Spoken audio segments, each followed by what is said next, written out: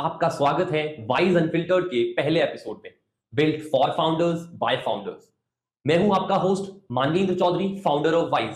आज हमारे साथ है Ajay Kumar Gaur, who have 30 years of experience working in multiple MNCs and startups. He exactly knows how brands are built from scratch to hundreds or thousands of crores. आज उनके valuable experience से हम जानेंगे कैसे एक स्टार्टअप को आइडिया वैलिडेशन से successful scale up किया जाता है। तो बने रहिए प्रैक्टिकल इंसाइट्स और पावरफुल टिप्स के लिए। ये पॉडकास्ट हर एक स्टार्टअप फाउंडर के लिए हाईली वैल्यूएबल होने वाला है। So let's get started. Thank you for joining us Ajay sir. Thank you, Manvendra, and I'm very happy to share my journey experience here.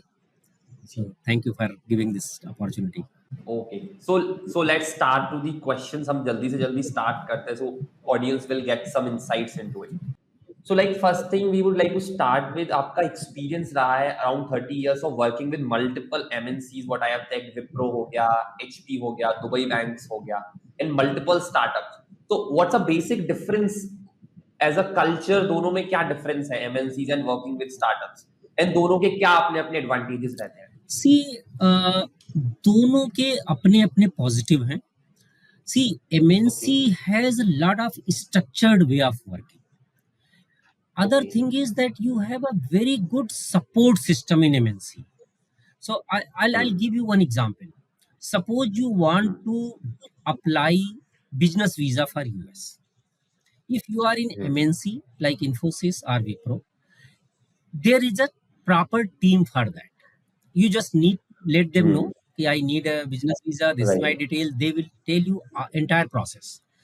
You just need to fill some form or provide some basic information, and then there is a team who is going to do all the work for you. Okay. While in small company startup, probably you might be the first person who is going to do this. So you have to explore entirely. So learning wise, startup has a lot of potential.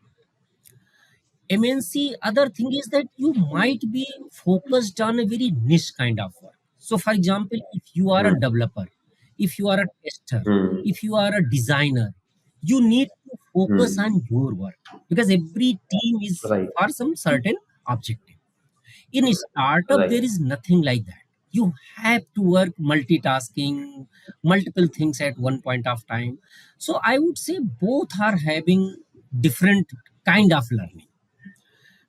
One is very structured, but in a very different way. And second is where you have to explore a lot of things and work across the different departments. So that I would say that the basic difference between both MNC and startup. Right. Exactly, you are 100% correct. As a startup, we also have multiple heads. हम marketing भी हमें खुद ही देखनी होती है, product team क्या कर रही है वो भी चेक करना है, सेल्स पे भी फोकस करना है, बिकॉज टीम इतनी छोटी होती है 4-5 मेंबर्स की इनिशियली, तो सारी चीजें एज अ फाउंडर करनी पड़ती है, या फिर अगर कोई पर्सन हम लेके आ रहे हैं तो वो भी मल्टीटास्किंग में चले जाते हैं। Whether MNC में usually आपके पास एक single pointed focus task होता है। I can give you one more example from my own life. When I started my career, I started like a software engineer trainee. That was my first education. And I was responsible for writing some programs to apply interest in saving and current account. It was a banking product that company was making. So my primary role was as a software developer.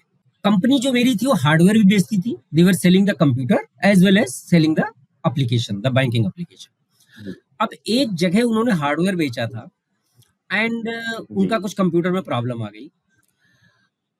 अब दे obviously they called our office and that day hardware person was not available, but they were very prime customer. So the big boss said कि यार किसी को तो जाना पड़ेगा, otherwise it will not look like that we are not serious. So that guy asked me कि Ajay you have to go, and I was very nervous कि मैंने तो कभी हार्डवेयर को खोल के भी नहीं देखा था. But then he was my mentor that point of time. He gave me few tips that how you need to behave there. He taught me few things about the hardware कि computer कैसे अनअसेंबल करते हैं, कैसे खोलते हैं, क्या क्या main चीजें होती हैं.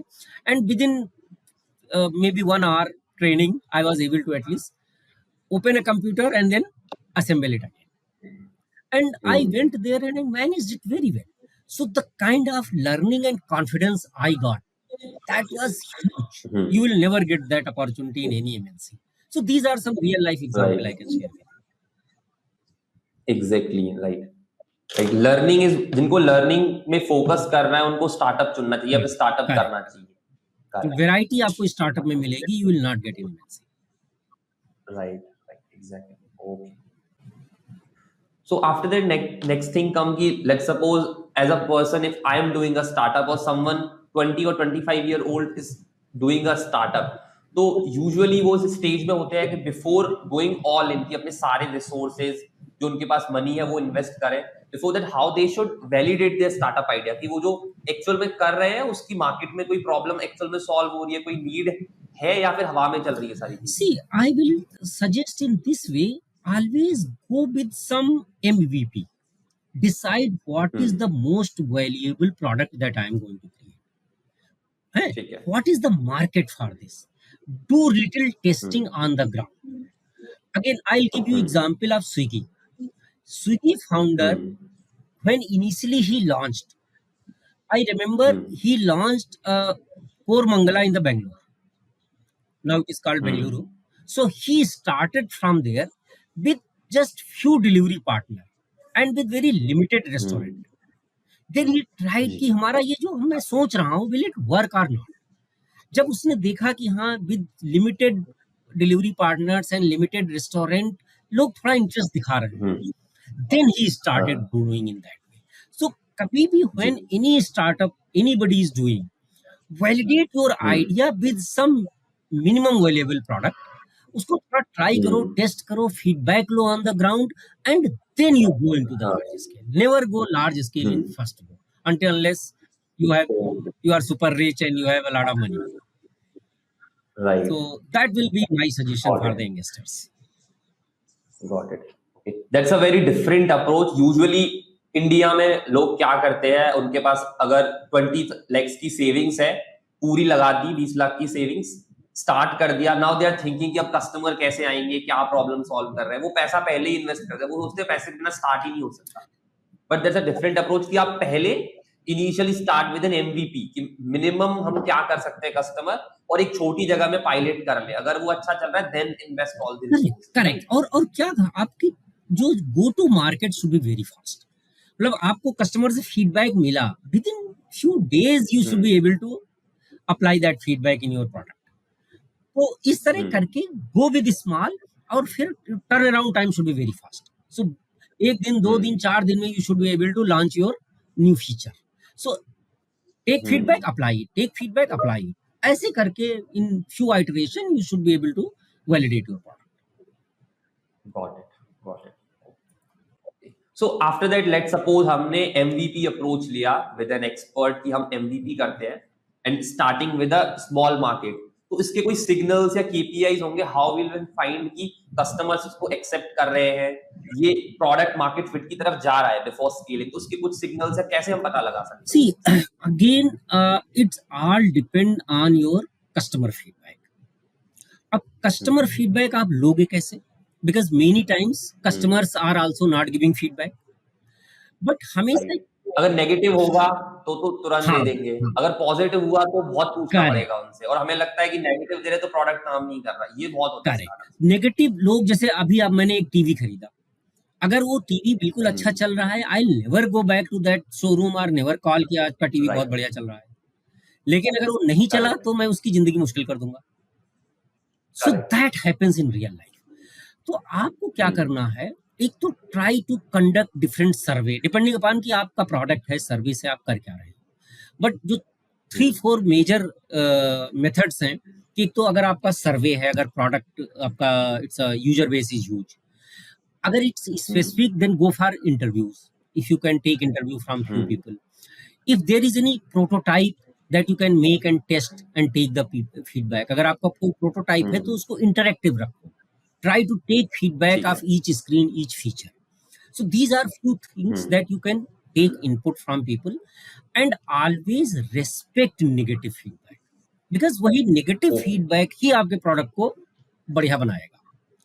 So and most important thing, Manvendra, here, you should be flexible. अगर आपका प्रोडक्ट ए नहीं चल रहा है और people are not showing interest, then you should be able to change your product as well. I will give again example. Paytm. Paytm जो आज multi billion company हो गई है, actually initially they launched as a mobile recharge platform.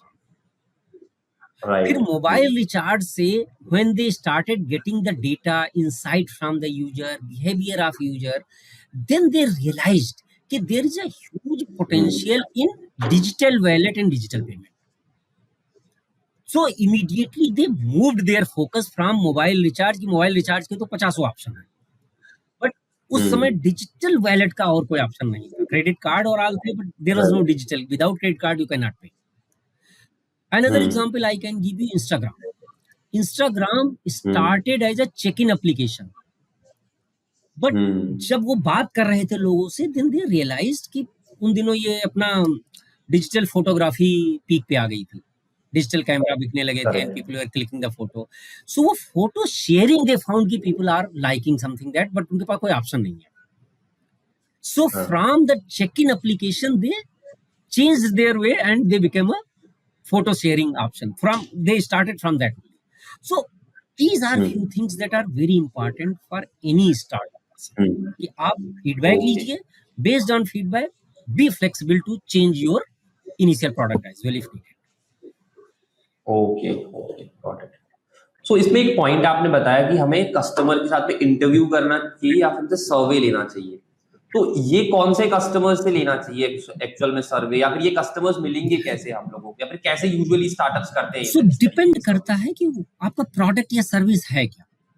अब आपने जैसे मैंने इसी 2 एग्जांपल जो आपको दिए, जैसे पेटीएम ने जब शुरू किया, they started with mobile recharge people. So obviously the end user आपको पकड़ना पड़ेगा, who are going to use your application, are going to use your services, कि उनका एक्सपीरियंस क्या है, what is their pain point. आप वो पेन पॉइंट सॉल्व करने जा रहे हो और you are solving something else जो पेन पॉइंट है ही नहीं. तो find your real end users and try to get feedback from them.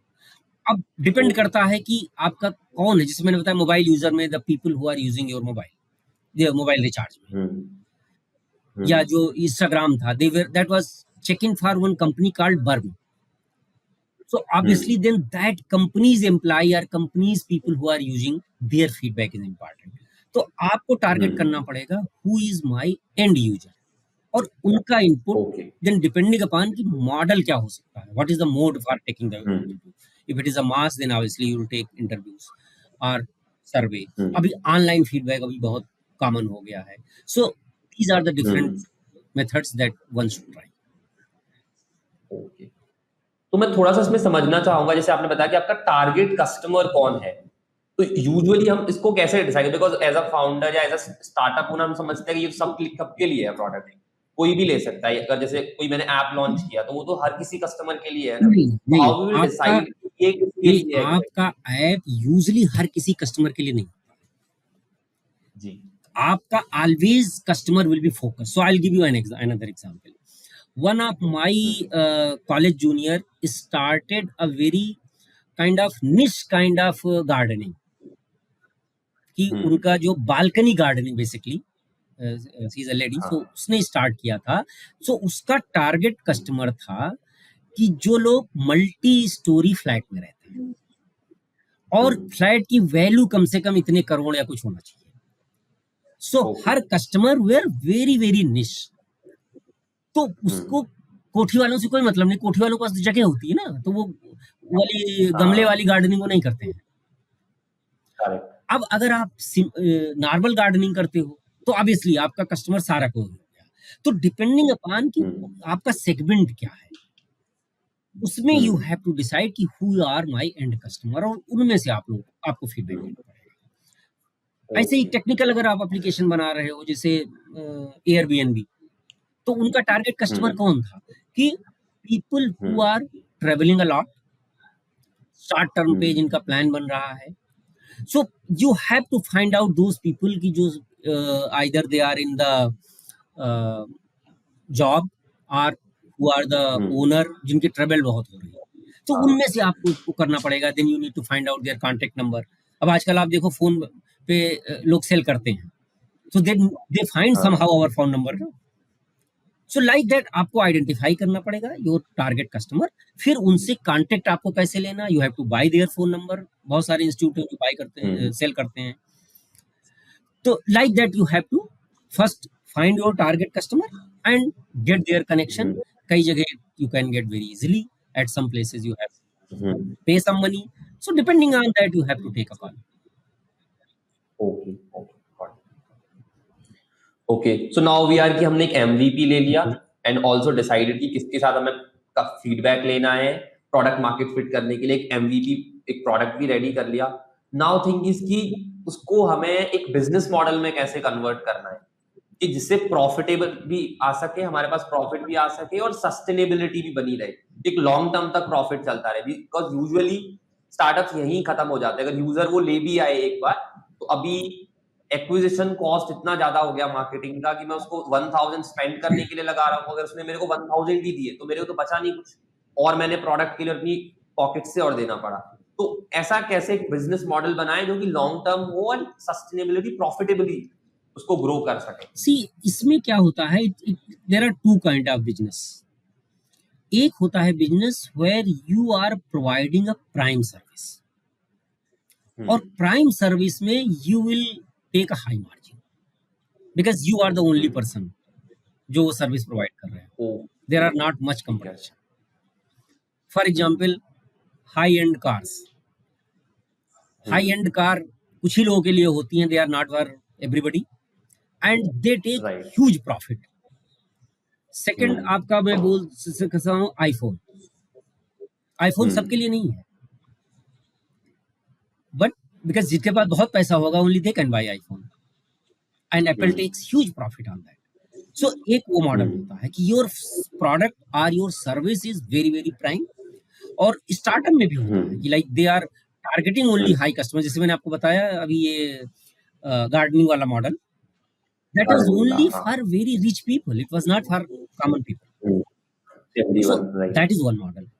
Second model होता है where you will work on low margin but आपको वॉल्यूम ज्यादा होना चाहिए। ठीक है, तो आपको पहले ये डिसाइड करना है कि मेरा मॉडल क्या है।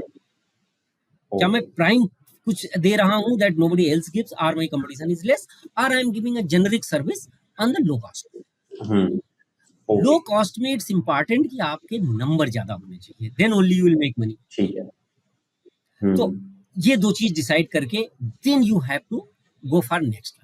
सेकंड थिंग, आपको एक चीज याद रखनी पड़ेगी, for any successful business you need profit. अगर आप पैसे नहीं बना रहे हो then business can not. So इन दोनों में से एक चीज आप डिसाइड करना है, और after your first year, second year, whatever is your return of investment आपने डिसाइड किया है, you have to start making money. So उसमें क्या होता है, I can give again few example कि how you start making money.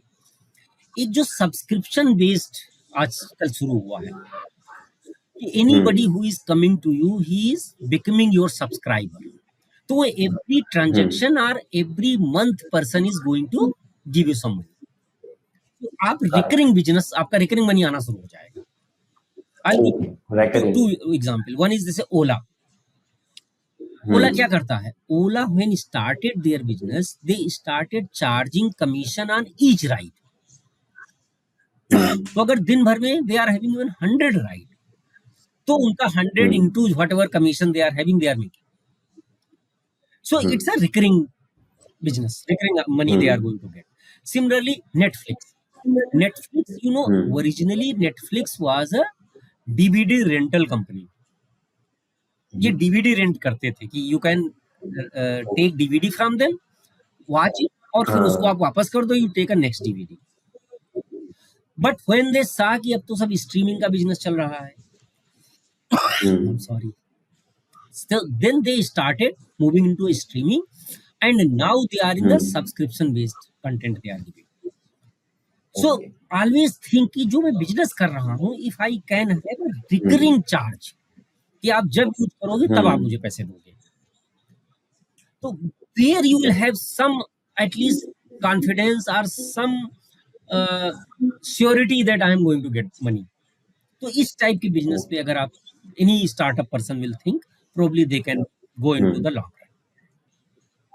Okay okay got it. तो लेकिन गॉट योर पॉइंट, ये सही बात है, बट अभी माइंड में आता है अदर स्टार्टअप्स को देख करके कि जोमेटो तो अब जाके प्रॉफिटेबल हुआ है, पेटीएम अभी तक बर्न कर रहा है, स्विगी बर्न कर रहा है, तो ये बर्निंग मॉडल क्या है, क्यों इतना बर्न कर रहे हैं, वो प्रॉफिट की तरफ क्यों नहीं जा रहे?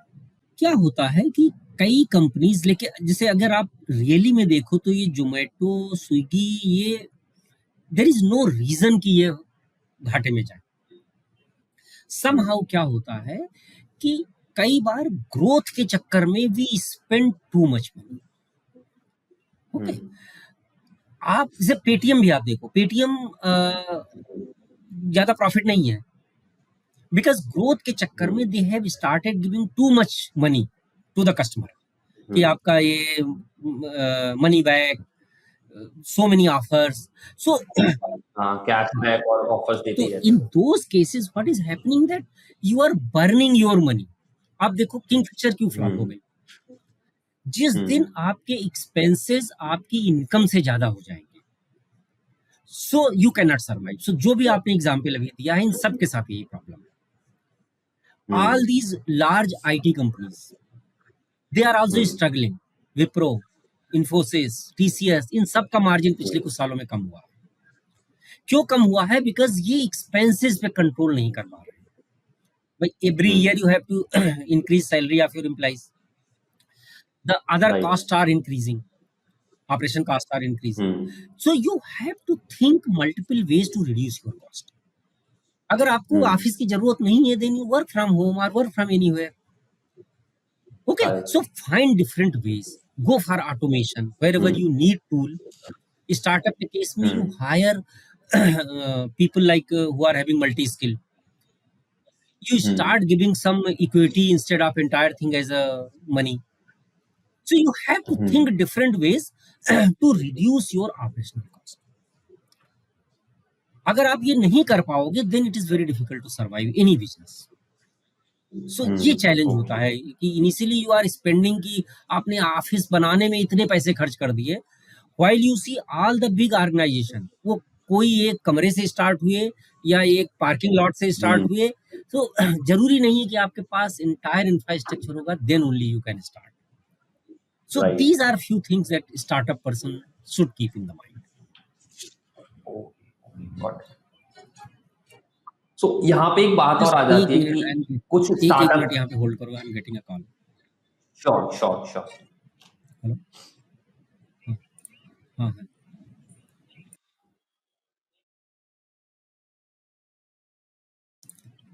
सॉरी, आपको ये कट करना पड़ेगा। कोई इशू नहीं, कट हो जाएगा, ठीक है।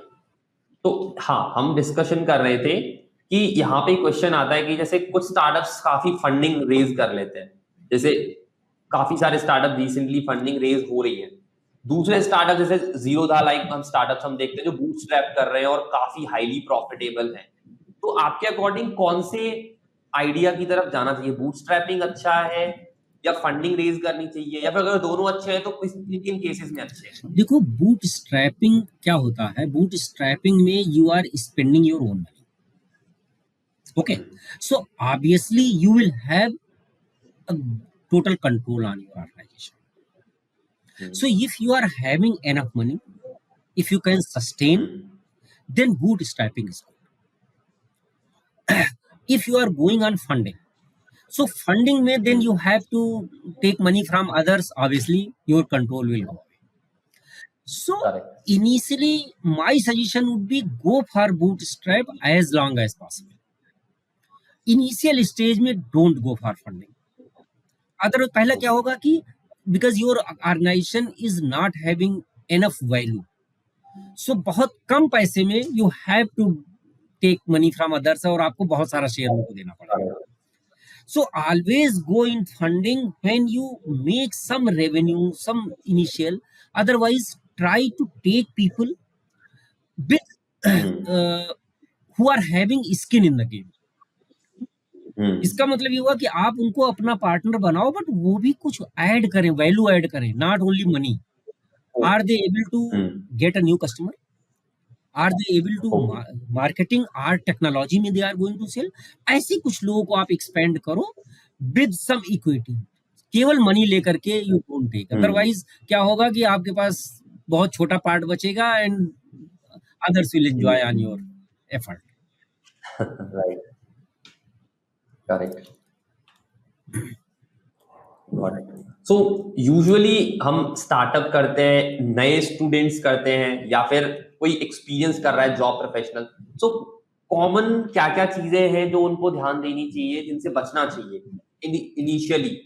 क्या ऐसे पिटफॉल्स है, वो मिस्टेक्स नहीं करनी चाहिए, जिन्हें अगर वो करेंगे तो काफी सारी चीजें बचा सकते हैं वो अपने बिजनेस में? So see, two mistakes people do जो I discussed in earlier as well. Number one, do not spend a lot of money. If something is avoidable, avoid expenses. बहुत ज्यादा ब्यूटिफिकेशन और ग्लैमरस ऑर्गेनाइजेशन की initially you should not think until unless your profession is like that. अगर आपका ऐसा profession है where beautification and glamour is important, then obviously you have to. But otherwise, try to spend as little as possible. That is number one mistake. Okay. Second is always take feedback, especially welcome negative feedback from your customers or ये दो गलतियां usually I have seen many people do. I remember one person, I gave some feedback on their application and that person didn't like it. So like उसके I'll give you example. It was a technology, IT technology. तो उसका जो log out button था, it was not available everywhere. आपको home screen पे ही जाना पड़ेगा. अब अगर कोई those days application was not that. अगर आपको ने 5 स्क्रीन आगे आ गए हो, then you have to click 5 times before you go on the home. So many people are not liking that. If I want to log out, I just have that option to log out. But that person didn't take that feedback in a positive way. So ऐसे आप negative feedback always take. So these two I can give think that we should always try to do that and have emergency fund at least till you start getting your ROI, your return of investment. Till that time you should be able to survive. अगर बिल्कुल zero पे you cannot start ना, you need to have some money. And usually if you have some recurring income, that can support your business in long run. So these are the 2-3 things I would suggest for people, that common mistakes that people do. Okay, got it. So यहाँ पे एक point आया कि हमें कितना fund at least होना चाहिए कोई स्टार्टअप करने के लिए, हाउ व्हाट यू शुड, कि मिनिमम इतना पैसा जेब में हो तब स्टार्ट करना चाहिए, अदरवाइज कोई फायदा नहीं होगा. करेक्ट. आपको ये ये करना पड़ेगा कि when I will start getting my ROI, at least till that point you should have. अगर आपको लग रहा है 1 साल तक मैंने पैसे नहीं कमा पाऊंगा वापस, तो फिर 1 ईयर का सर्वाइवल यू शुड. ओके. सो इसको हम ऐसे कैलकुलेट कर सकते हैं कि हमारे पास कब रेवेन्यू और प्रॉफिटेबल होंगे, एटलीस्ट उतना फंड होना चाहिए हमारे पास. ओके. हाँ, बिकॉज यूजुअली अभी क्या होता है कि जो जॉब अगर करते हैं यंगस्टर्स, तो यूजुअली या तो वो EMIs के चक्कर में फंस जाते हैं, और इतने सारे EMIs बना लिए मल्टीपल्स की, अब उनके पास सेविंग्स के नाम पे तो कुछ है नहीं, तो अब स्टार्टअप की तरफ वो जाने के बारे में सोच भी नहीं पाते. इस पे आप क्या कहना? मैं अगेन इस पे एक चीज बताऊंगा आपको, कैसे अप्रोच करना चाहिए. What is happening, many youngsters have a bad habit of buying luxury items that they don't need. Why you need a mobile phone of 1 lakh rupee if you can get same feature in 20,000 rupees? Just because of brand? वो 20,000 का mobile लो, 80,000 आप startup में लगाओ, where after some time you will become owner. Similarly, if you are buying a t-shirt, buying any cloth, same cloth आपको 1000 में भी मिल जाएगा, you will get 5,000 as well. So you should be very clear कि मेरा investment हमेशा मेरे asset पे जाना चाहिए. तो ये एक माइंडसेट, और ये थोड़ा सा आई वुड से यहाँ पेरेंट की भी गलती है, बिकॉज वो अपने बच्चों को, आजकल 1-2 बच्चे होते हैं, सो दे थिंक कि आप जो चाहो कर सकते हो, जो चाहो ले सकते हो. but always give a saving habit. I can give you my personal example here, how I developed saving habit in my kids. When my kids were very young, just 6-7 years old, when they started learning what is money, मैं उनको हर हफ्ते कुछ pocket money देता था, 100 rupees, 200 rupees, ऐसे करके something I started giving. हमारे Indian culture में एक ये भी है ना, when somebody will come to your home और यू विल गो समवेयर, तो कुछ पैसे बच्चों को देते हैं. राइट, कुछ पैसे देके दीज जाते आर हैं. The income. मैंने बच्चों को सिखाया कि इसका 50% यू स्पेंड. ये भी जरूरी है कि you should enjoy also your life, don't save everything, but 50% you save. And if you save 50%, I will add same amount in that, and that amount you will go and deposit in your bank. तो जैसे अगर उन्होंने 1000 रुपए भी इकट्ठा किए, तो मैंने 1000 अपनी तरफ से लगा के वो 2000 में उनको ले जाकर के मैंने बैंक में अकाउंट खुलवाया एज अ माइनर, और मैं उनसे ही, मतलब एक 6-7 साल का बच्चा जा रहा है अपना पैसा जमा कर रहा है. So that gives feeling with that kid कि अच्छा ये मेरा पैसा है. Every month person that boy was asking me कि अच्छा ये अब कितना हो गया होगा. तो he first he learn concept of saving, second learn concept of compounding. कि after few months, after few years, this money will become huge. So these are some ways how you develop saving culture. तो उस बच्चे के mind में ये compounding और saving अगर आपने डाल दिया, then person will think about investing and making it big. वही स्टार्टअप में रहता है कि you enjoy money but same time you save as well. Save money, correct. Save. So there are 3 parts. Earn, save, invest, या grow. Every startup person should have these qualities. Got it. So now next thing come out कि we have started a business, हमने product भी कर लिया, business model is also settled.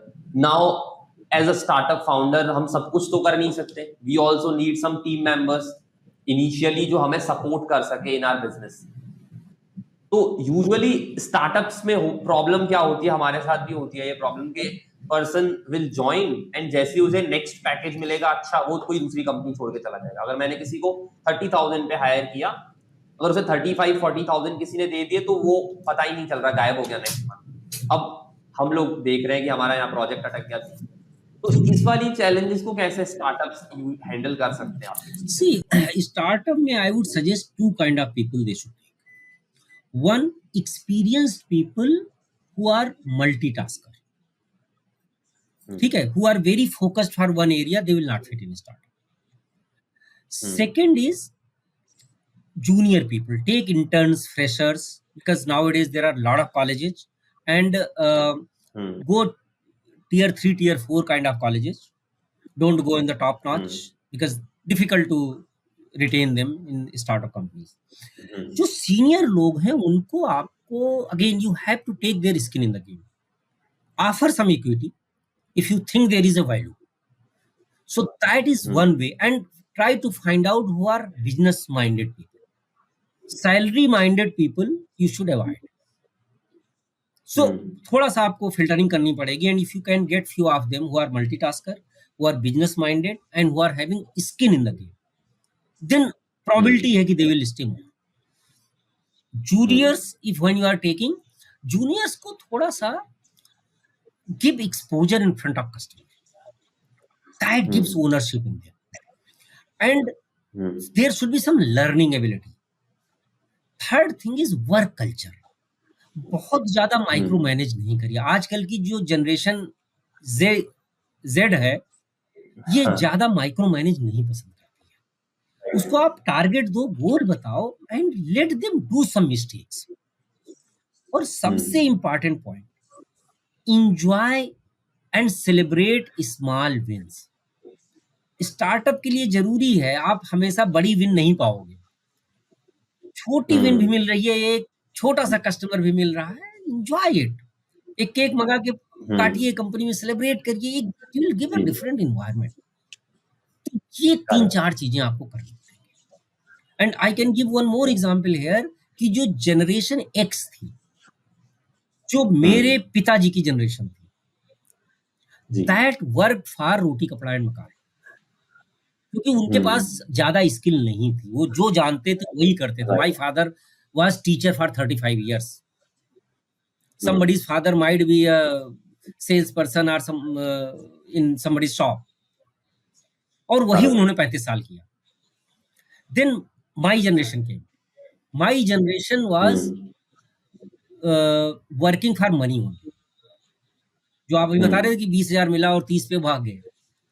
Because my generation wanted luxury in the life. उनके पास अपना flat होना चाहिए, गाड़ी होनी चाहिए, टीवी होना चाहिए, एसी होना चाहिए. We work for that. अब जो जनरेशन जी आ गई, इसको रोटी कपड़ा मकान इसके दादाजी दे गए, इसको लग्जरी पापा जी ने दे दी. तो अब ये न लग्जरी के लिए काम कर रही है, न रोटी कपड़ा और मकान के लिए काम कर रही है. They want everything. अब आपको पैसे भी अच्छे देने पड़ेंगे, काम भी अच्छा देना पड़ेगा, ग्रोथ भी अच्छी देनी पड़ेगी, और वर्क लाइफ बैलेंस भी देना पड़ेगा. ओके. तो इसको आप जब ये 4-5 चीजें एज अ पैकेज दोगे, then you will be able to. Okay. इनको 1-2 चीज पे आप नहीं रोक पाओगे. हाँ, तो यूजुअली वही होता है कि हम लोग एज अ स्टार्टअप बहुत ज्यादा पैसे तो दे नहीं पाते, और साथ में इतना सेलिब्रेशन या वो वाला पॉइंट भी मिसिंग कर देते हैं, तो वो चले जाता है यूजुअली. मतलब उनको एंगेज करिए. तो लेकिन as a bootstrap, but funds इतने होते नहीं है कि उनको पैसे ज्यादा दें. उस केस में क्या वही मैं कह रहा हूँ कि पैसा इज ओनली वन फैक्टर. केवल पैसा देके भी नहीं रोक पाओगे आप उनको. आप उनको एंगेज करो. उनका कहते हैं ना, कस्टमर अगर कम्युनिकेशन उनका ठीक है, then put them in front of customer. Customer से बात कर अगर उनको करने को मिला, that will be an advantage for them कि I am talking to my customer.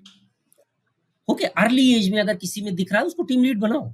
1 साल 2 साल में भी हम लोग टीम लीड बनते हैं. ये पुराना रूल नहीं है कि 5 साल के हो गए then you will become the team lead. और वर्क फ्लेक्सिबिलिटी दो, टारगेट दे दो, लेट देम वर्क. सिर पे मत बैठो. अगर वर्क फ्रॉम होम उनका ठीक आपका आउटपुट आ रहा है, तो no, don't force them to come to office and work from here. हर 3 घंटे बाद जाके उनका काम चेक मत करो. तो these are few thing. And the office fun, और आपकी छोटी छोटी पार्टी करो. एज आई सेड ना, birthday celebration, alternate Friday, there should be some fun Friday. अगर स्टार्टअप में 5 ही 10-20 लोग हैं और वो कर सकते हैं, once in a year they should plan a weekend outing. तो ये जो कल्चर बिल्डिंग होती है, then people should start attaching with the goal, not with only the money. तो इनसे मैं ये नहीं कह रहा कि सारी प्रॉब्लम आपके सॉल्व हो जाएंगी, but few problems might get resolved. I can relate 100%. If as a Gen Z अगर ये मेरे को भी मिलेगा, तो I would stay longer 100%. तो अब यहाँ पे बात आ जाती है यूजुअली, जैसे नेटवर्किंग का क्या कोई रोल हो सकता है. एक ये पॉइंट आता है कि स्टार्टअप्स की जर्नी में जैसे नेटवर्क, काफी सारे नेटवर्किंग इवेंट्स होते हैं, एनसीआर, मुंबई, पुणे, यहाँ पे चलते रहते हैं, और वहां पे स्टार्टअप ओनर मिलते हैं आपस में. तो क्योंकि आजकल की generation more of the it's kind of introvert, वो बाहर नहीं निकलना चाहते usually. Work from home culture के बाद में और ज्यादा चीजें बढ़ गई हैं. तो क्या नेटवर्किंग का कोई बेनिफिट मिल सकता है startup owner? Yes.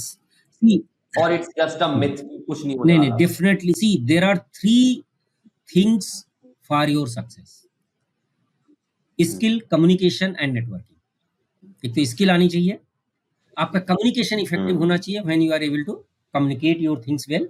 And third thing is network. अब I will give you few example as well. Naukri.com. Naukri.com founder is Sanjeev. I think if I am right, is Sanjeev बीचंदानी.